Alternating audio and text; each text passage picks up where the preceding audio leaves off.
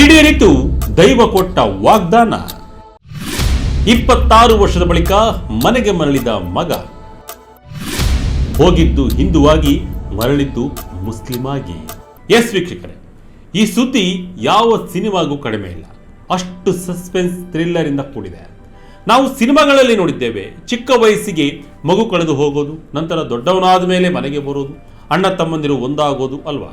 ಸಿನಿಮಾದಲ್ಲಿ ಇರೋ ಕತೆ ರಿಯಲ್ ಆಗಿ ನಡೆದರೆ ನೀವು ನಂಬ್ತೀರಾ? ನಂಬಲೇಬೇಕು. ಚಿಕ್ಕ ವಯಸ್ಸಿಗೆ ಮನೆ ಬಿಟ್ಟು ಹೋದ ಮಗ ದೊಡ್ಡವನಾಗಿ ಮೀಸೆ ಗಡ್ಡ ಹುಟ್ಟಿದ ನಂತರ ತಾಯಿ ಮಡಿಲು ಬಂದು ಸೇರಿದಾಗ ಹೇಗಾಗಬೇಡ ಹೇಳಿ. ಅಂತಹದೊಂದು ಘಟನೆ ನಮ್ಮ ಕರ್ನಾಟಕದಲ್ಲಿ ನಡೆದಿದೆ. ಮಗ ಕಳೆದು ಹೋದಾಗ ತಾಯಿ ಸುತ್ತಿದ ದೇವರಿಲ್ಲ, ಹರಕೆ ಹೊತ್ತ ದೇವಸ್ಥಾನಗಳಿಲ್ಲ. ಕೊನೆಗೆ ಆಕೆ ನಂಬಿದ ದೇವರು ಕೈ ಬಿಡಲಿಲ್ಲ. ಕೊಟ್ಟ ವಾಗ್ದಾನದಂತೆ ಮಗ ಮನೆಗೆ ವಾಪಸ್ ಬಂದಿದ್ದಾನೆ. ವೀಕ್ಷಕರೇ, ಇಂಟ್ರೆಸ್ಟಿಂಗ್ ವಿಷಯ ಏನಪ್ಪ ಅಂದರೆ, ಹೋಗಿದ್ದು ಹಿಂದೂ ಹುಡುಗನಾಗಿ, ಮನೆಗೆ ಬಂದಿದ್ದು ಮಾತ್ರ ಮುಸ್ಲಿಂ ಯುವಕನಾಗಿ. ಎಸ್, ಹಾಗಾದರೆ ಈ ಘಟನೆ ನಡೆದಿದ್ದೆಲ್ಲಿ? ಚಿಕ್ಕ ವಯಸ್ಸಿನಲ್ಲಿ ಆ ಹುಡುಗ ಕಾಣೆಯಾಗಿದ್ದು ಎಲ್ಲಿ? ದೈವ ಕೊಟ್ಟ ವಾಗ್ದಾನ ಏನಿತ್ತು? ಮಗನನ್ನು ನೋಡಿ ತಾಯಿ ಸಂಭ್ರಮ ಹೇಗಿತ್ತು? ಒಂದು ರೋಚಕ ಸ್ಟೋರಿ ಇಲ್ಲಿದೆ. ಕೊನೆ ತನಕ ಮಿಸ್ ಮಾಡದೆ ಈ ವಿಡಿಯೋ ನೋಡಿ. ದಕ್ಷಿಣ ಕನ್ನಡದಲ್ಲಿ ನಡೆಯಿತು ಅಚ್ಚರಿ ಘಟನೆ. ಮಗ ಮನೆಗೆ ಮರಳಿ ಬಂದಿದ್ದೇ ರೋಚಕ. ಎಸ್ ವೀಕ್ಷಕರೇ, ಮಗನನ್ನ ಕಳೆದುಕೊಂಡ ತಾಯಿ ರೋದನೆ ಯಾರಿಗೂ ಬೇಡ. ಕಣ್ಣ ಮುಂದೆ ಆಡಿ ಬೆಳೆದ ಮಗ ಇದ್ದಕ್ಕಿದ್ದಂತೆ ಕಣ್ಮರೆಯಾಗ್ತಾನೆ ಅಂದರೆ ಹೇಗಾಗಲ್ಲ ಹೇಳಿ. 26 ವರ್ಷಗಳ ಕಾಲ ತನ್ನ ಕರುಳ ಕುಡಿಯನ್ನು ಕಾಣದೆ ಆ ತಾಯಿ ಕಣ್ಣೀರು ಹಾಕಿದ್ದಾಳೆ. ಯಾವ ಮಗ 12 ವರ್ಷದ ಬಾಲಕನಾಗಿದ್ದಾಗ ಮನೆ ಬಿಟ್ಟು ಹೋಗಿದ್ದಾನೋ, ಇವತ್ತು ಅದೇ ಮಗ ತನ್ನ 38ನೇ ವಯಸ್ಸಿನಲ್ಲಿ 2 ಮಕ್ಕಳ ತಂದೆಯಾಗಿ ತನ್ನ ತಾಯಿಯ ಮಡಿಲು ಸೇರಿದನೆಂದರೆ ಎಷ್ಟು ಖುಷಿ ಅಲ್ವಾ. ಎಸ್, ಈ ರೋಚಕ ಕಥೆ ಶುರುವಾಗೋದು 2000ನೇ ಇಸವಿಯಲ್ಲಿ. ದಕ್ಷಿಣ ಕನ್ನಡ ಜಿಲ್ಲೆಯ ಬೆಳ್ತಂಗಡಿ ತಾಲೂಕಿನ ಧರ್ಮಸ್ಥಳದ ಅಶೋಕನಗರದಲ್ಲಿ ಕುಂ-ಇ ಮತ್ತು ಅಕ್ಕು ಎನ್ನುವ ಬಡ ದಂಪತಿ ವಾಸವಿದ್ದರು. ಅವರ ಮೊದಲ ಮಗ ಸತೀಶ್ ಆಗಿನ್ನೂ 12 ವರ್ಷದ ಪೋರ. ಧರ್ಮಸ್ಥಳದಲ್ಲಿ ನಡೆಯುತ್ತಿದ್ದ ಲಕ್ಷ ದೀಪೋತ್ಸವ ಸಂಭ್ರಮ ಆ ಬಾಲಕನನ್ನ ಅಕ್ಷರಶಃ ಸೆಳೆದಿತ್ತು. ಆ ಸಮಯದಲ್ಲಿ ಧರ್ಮಸ್ಥಳಕ್ಕೆ ಬಂದಿದ್ದ ಒಂದು ಸರ್ಕಸ್ ಕಂಪನಿ ಸತೀಶ್ನ ಕಣ್ಣಿಗೆ ಬಿತ್ತು.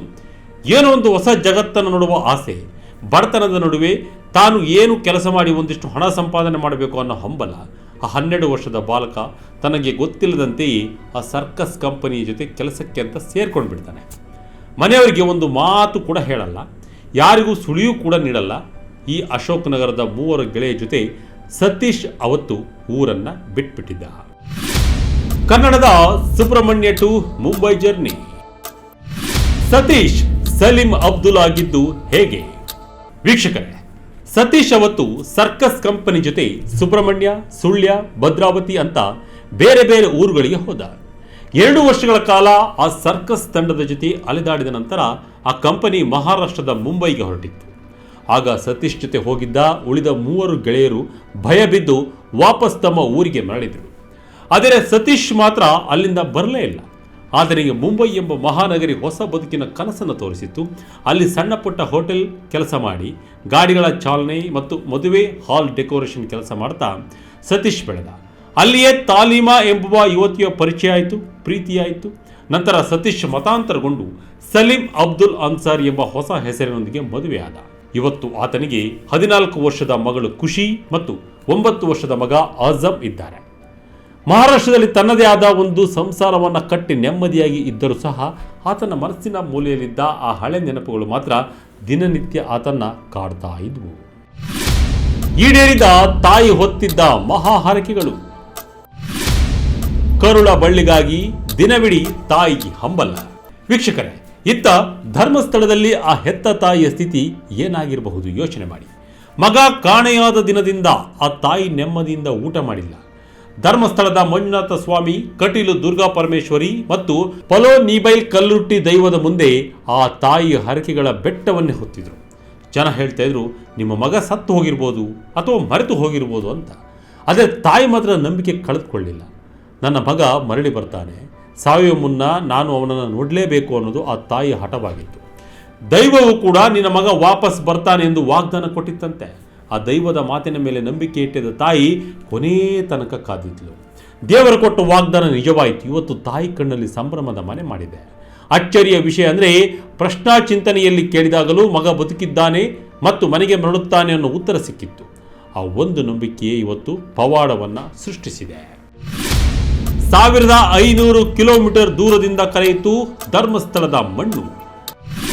ಸತೀಶನಿಗೆ ಬಾಲ್ಯದ ನೆನಪು ಮರುಕರುಳಿಸಿದ್ದು ಹೇಗೆ? ವೀಕ್ಷಕರೇ, ಒಂದು ದಿನ ಸತೀಶ್ ಅಲಿಯಾಸ್ ಸಲೀಂ ಧರ್ಮಸ್ಥಳಕ್ಕೆ ಬರ್ತಾರೆ. ತನ್ನ ಸಹೋದ್ಯೋಗಿ ರಮೇಶ್ ಎಂಬುವರ ಜೊತೆ ಮಹಾರಾಷ್ಟ್ರದಿಂದ ದೇವರ ದರ್ಶನಕ್ಕೆ ಅಂತ ಸಲೀಂ ಧರ್ಮಸ್ಥಳಕ್ಕೆ ಬಂದಿದ್ರು. ಮಂಜುನಾಥ ಸ್ವಾಮಿಯ ದರ್ಶನ ಮುಗಿಸಿ ದೇವಸ್ಥಾನದ ಎದುರಿನ ರಸ್ತೆಯಲ್ಲಿ ನಡೀತಾ ಇರುವಾಗ ಸಲೀಂಗೆ ಏನೋ ಒಂದು ವಿಚಿತ್ರ ಅನುಭವ ಆಯಿತು.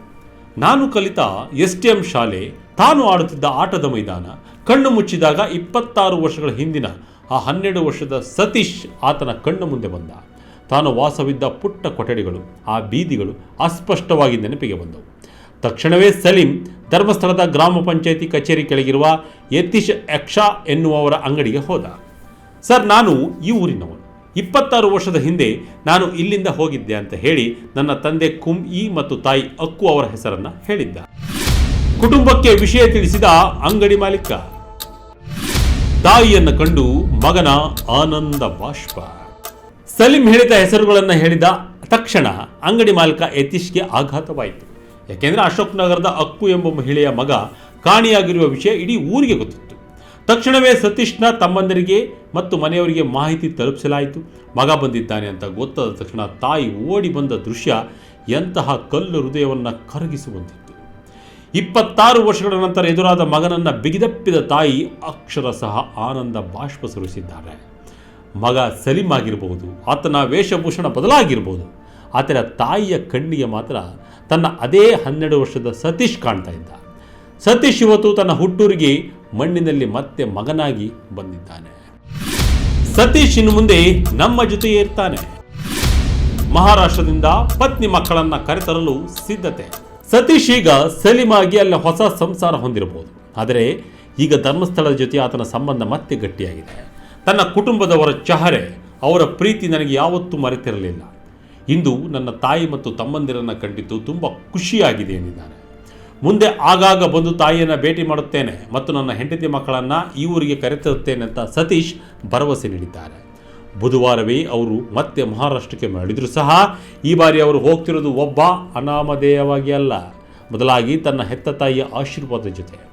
ಧರ್ಮದಿಂದ ಇನ್ನೊಂದು ಧರ್ಮಕ್ಕೆ ಬದಲಾದರೂ ಕರುಳ ಬಳಿಯ ಸಂಬಂಧ ಮಾತ್ರ ಯಾವತ್ತೂ ಬದಲಾಗಲ್ಲ ಅನ್ನೋದನ್ನು ಸತೀಶ್ ಸಾಬೀತುಪಡಿಸಿದ್ದಾರೆ. ನಂಬಿಕೆ ಗೆದ್ದಿತು, ವಿಧಿ ಸೋಲೊಪ್ಪಿತು. ಎಸ್ ವೀಕ್ಷಕರೇ, ಸತೀಶ್ ರವರ ಈ ಪಯಣ ಎಲ್ಲರಿಗೂ ಅಚ್ಚರಿ ಮೂಡಿಸಿದಂತೂ ಸುಳ್ಳಲ್ಲ. ನಾವು ಎಷ್ಟೇ ದೂರ ಹೋದರೂ, ಎಷ್ಟೇ ಹೊಸ ಬದುಕು ಕಟ್ಟಿಕೊಂಡ್ರೂ ನಮ್ಮ ಮೂಲವನ್ನು ನಾವು ಮರೆಯೋಕೆ ಸಾಧ್ಯವಿಲ್ಲ. ಆ ತಾಯಿ ಅಕ್ಕುರವರ ಅಚಲ ವಿಶ್ವಾಸ ಇವತ್ತು ವಿಧಿಯನ್ನೇ ಸೋಲಿಸಿ ಮಗನನ್ನು ಮರಳಿ ತಂದಿದೆ. ಸತೀಶ್ ರವರ ಈ ಮರಳುವಿಕೆ ನಂಬಿಕೆ ಇದ್ದರೆ ಯಾವುದೂ ಅಸಾಧ್ಯವಲ್ಲ ಅನ್ನೋದನ್ನು ಕಲಿಸ್ತಾ ಇದೆ. ಧರ್ಮಸ್ಥಳದ ಆ ಊರಿನಲ್ಲಿ ಇವತ್ತು ದೊಡ್ಡ ಪವಾಡವೇ ನಡೆದಿದೆ. ಒಟ್ಟಿನಲ್ಲಿ ಧರ್ಮಸ್ಥಳದ ಅಶೋಕ ನಗರದಲ್ಲಿ ನಡೆದ ಈ ತಾಯಿ ಮಗನ ಸಮ್ಮಿಲನ ಒಂದು ಅದ್ಭುತ ಪವಾಡವೇ ಸರಿ. 26 ವರ್ಷಗಳ ಕಾಲ ಕರುಳ ಕುಡಿಯನ್ನು ಕಾಣದೆ ಬೆಂದಿದ್ದ ತಾಯಿಯ ಕಣ್ಣೀರು ಇವತ್ತು ಆನಂದ ಬಾಷ್ಪವಾಗಿ ಹರಿದಿದೆ. ಕೊನೆಗೂ ತಾಯಿಯ ನಂಬಿಕೆ ಹುಸಿಯಾಗಿಲ್ಲ. ದೈವದ ಮೇಲೆ ಇಟ್ಟ ಅಚಲ ನಂಬಿಕೆ ಮತ್ತು ತಾಯಿಯ ಹಠ ಇವತ್ತು ವಿಧಿಯನ್ನೇ ಸೋಲಿಸಿ ಮಗನನ್ನ ಹುಟ್ಟೂರಿಗೆ ಮರಳಿ ತಂದಿದೆ. ಪ್ರೀತಿ ಮತ್ತು ವಿಶ್ವಾಸ ಇದ್ದರೆ ದೂರದಲ್ಲಿರುವ ಕರುಳ ಬಳ್ಳಿ ಮರಳಿ ಸೇರುತ್ತದೆ ಅನ್ನೋದೇ ಇಂದಿನ ಸತ್ಯ. ಈ ರೋಚಕ ಘಟನೆ ಬಗ್ಗೆ ನಿಮಗೆ ಏನನ್ನಿಸ್ತು? ಕಾಮೆಂಟ್ ಮೂಲಕ ನಮಗೆ ತಿಳಿಸಿ. ಇದಾಗಿತ್ತು ಈ ಕ್ಷಣದ ಇಂಟ್ರೆಸ್ಟಿಂಗ್ ಸ್ಟೋರಿ. ಇದೇ ರೀತಿಯ ಸ್ಟೋರಿಗಾಗಿ Vijaya Karnataka website, YouTube page, Facebook page follow ಮಾಡ್ತಾ ಇರಿ. ಧನ್ಯವಾದಗಳು.